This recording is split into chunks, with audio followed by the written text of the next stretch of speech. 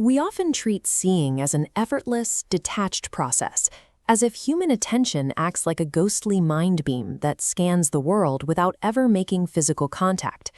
Looking at a chair requires a kinetic chain reaction. Light from a source travels through space and strikes the object.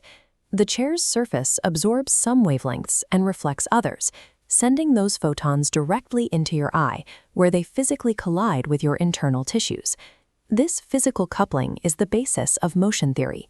Every observation is a moment where one moving system, like a stream of light, forces a structural change upon another system, such as your nervous system.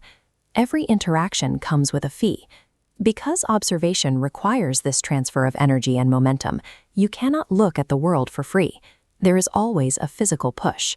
Observation is the mechanism by which the universe touches itself, ensuring that every interaction leaves behind a physical trace. On your retina, sight begins with a collision. Photoreceptor cells contain a molecule called 11-cis-retinol, which sits in a bent shape. When a photon hits, its energy forces the retinal to snap straight. This mechanical shift turns light into a signal. This structural flip triggers a biochemical cascade, altering ion channels and sending electrical pulses down the optic nerve. Every image you see is built from billions of these microscopic molecular events happening simultaneously.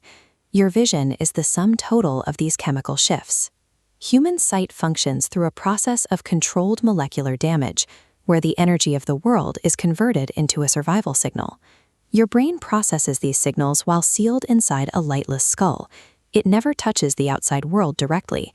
It only experiences the pulses of motion arriving from the optic nerve. To navigate effectively, the brain uses predictive coding.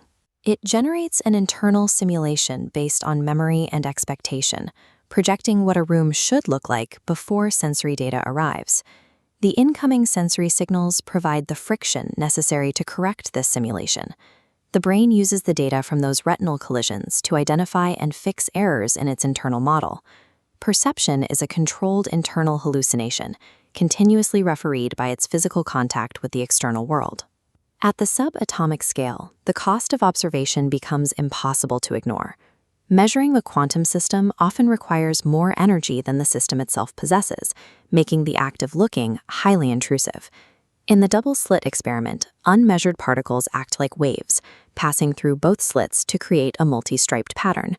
But placing a detector physically couples with the particle, destroying the delicate wave relationship, and the pattern shifts into two solid clumps.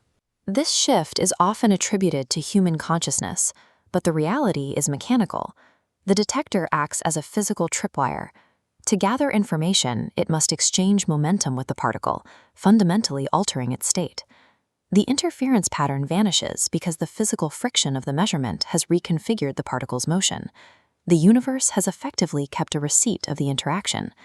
Quantum observation is the ultimate limit of interaction, where the act of looking is so intrusive that it consumes the very motion it tried to measure. This process happens everywhere, even without a human present. In a process called decoherence, the environment acts as a constant observer. Air molecules and light waves are always bumping into systems and carrying away information. Motion theory defines a record as any structured motion that survives an event by physically altering another system of a past motion. Scientific instruments are specialized tools built to capture these records. They act as artificial observation organs, forcing chaotic interactions to leave behind standardized, shareable evidence. And this is the foundation of objectivity.